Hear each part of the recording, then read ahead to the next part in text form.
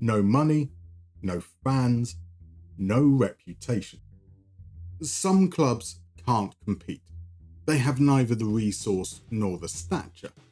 Their best hope, perhaps their only hope, is to reject convention. So let's take a look at some clubs perfect for a Moneyball save. First, what is Moneyball? Moneyball is the use of advanced analytics to find players who are undervalued by the market. So instead of attributes, we're looking at performance data. Not the headline numbers, but the stuff beneath the surface. And instead of established stars, we're looking for players who perform just as well at a fraction of the price. But there's an elephant in the room. The term Moneyball comes from this book, which got turned into this movie, focusing on baseball's Oakland Athletics. And at the risk of stating the obvious, baseball isn't football. There isn't an agreed methodology for Moneyball in football. It's open to interpretation.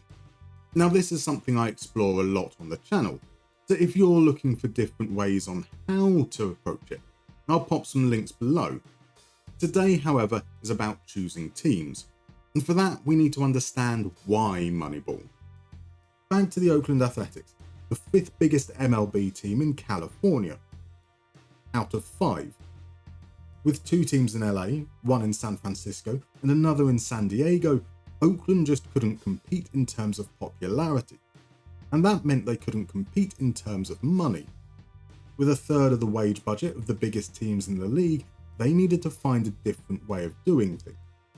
I contend a good Moneyball team is a team who needs to think outside the box, so I'm looking for teams with limited finances and or limited room to grow, all measured against the top teams in their nation. Without further ado, here's my recommendations.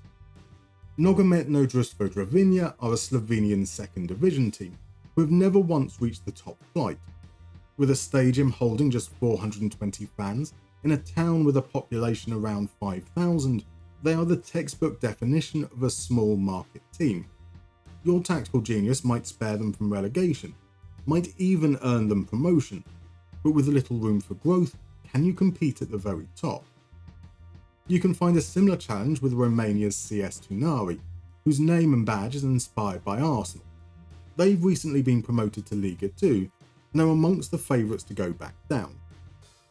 Then there's Croatia's BSK Bijelo Brdo. Located in a village with just 1,500 inhabitants, this is their 8th consecutive year in the 2nd tier. Rathroland Rangers, however, have the smallest ground we're going to look at today, just 350 capacity. They've got a good chance of earning promotion early, but it's a long way to the very top. To Argentina next, and Agropecuario Argentino. As their name suggests, they are based in the agricultural town of Carlos Caceres, in the middle of nowhere, just sunflower seeds and maize. They're a solid mid-table team in the Argentine 2nd division, but the only potential for growth here is the crops. If you prefer the bigger countries, then maybe Entella is the choice, with one of the smallest stadiums in Serie B, and sandwiched between bigger clubs like Sampdoria, Genoa and Spezia, there's little room for growth. Of course, that's a concern for later in the save. First priority is survival.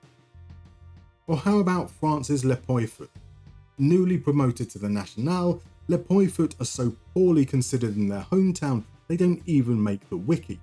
But green lentils do. Middelfart have just been promoted to Denmark's 2nd tier, and they're on this list because they struggle to sell tickets. They're also on this list because they're called Middelfart. League 2's Fleetwood Town is my recommendation in England. Not the smallest team in the division and a solid mid-table prediction, but the challenge will come once you start to reach the upper echelons. My final lower division recommendation takes us to South Africa and Leicesterford City. Technically a brand new team. Founded in 2025, they purchased the license to play in the 2nd division from JDR Stars. They've got a big stadium, twice the capacity of the village it's located in, yet no established fans. They've barely got an established squad either, just 11 senior players. Of course, Moneyball doesn't explicitly require you to start in the lower divisions, so here's some top tier candidates. starting in South America with Uruguay's Miramar Misiones. Formed as a merger between two rivals in Montevideo, that suggests they should have some room for growth. Unfortunately, there are 10 other clubs for Montevideo in the first division alone, all bigger than Miramar Misiones. With the lowest wage budget in the league, they're favourites for relegation. A similar situation for Chile's Dep Iquique. Their salary is almost half of the team predicted to finish above them in 15th. Juventude aren't cut quite so far adrift in Brazil's Serie A, but they're still up against it, and that's why they're amongst the favourites for relegation. Back to Europe, and Greece's Panserikos have a lot of potential. Based in Ceres, there is room for growth, but it will still pale in comparison to those teams in Athens, Piraeus and Thessaloniki, and that's where the challenge lies. Only once has the Greek Super League been won by a team from outside those areas. That was Larissa in 1988. The immediate challenge, however, is survival. Alternatively, what about Montana in Bulgaria? Newly promoted, it's been 30 years since they recorded their best ever finish of 9th in the Bulgarian First League. Or Ayubspor, who like Miramar earlier are a minuscule team in a major metropolis. This is their second ever season in the top flight and they're favourites for relegation. In Scotland, Livingston. Back in 1995, then known as Meadowbank Thistle, they fled Edinburgh to just outside Edinburgh. That hasn't helped them fill their 9,713 capacity stadium, however. After promotion last season, they are expected to drop back down immediately. If you can keep them up, the question is, can you eventually break the stranglehold Glasgow has on the league title? Another team expected to go straight back down are Telstar in the Eredivisie. They have the lowest wage budget amongst these top flight teams. Tondela in Portugal are also newly promoted, but they have a fighting chance. And if you can establish them in the top flight, fans might eventually turn up.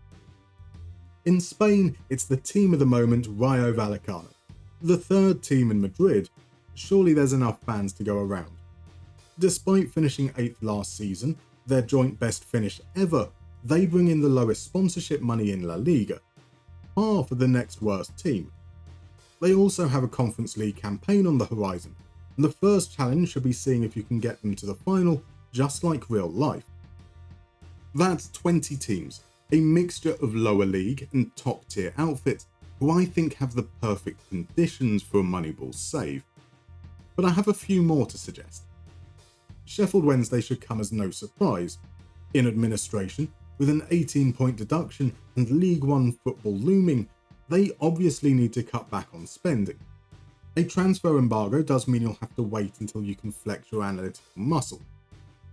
A similar situation for Vitesse in the Kuchen-Campion Divisie.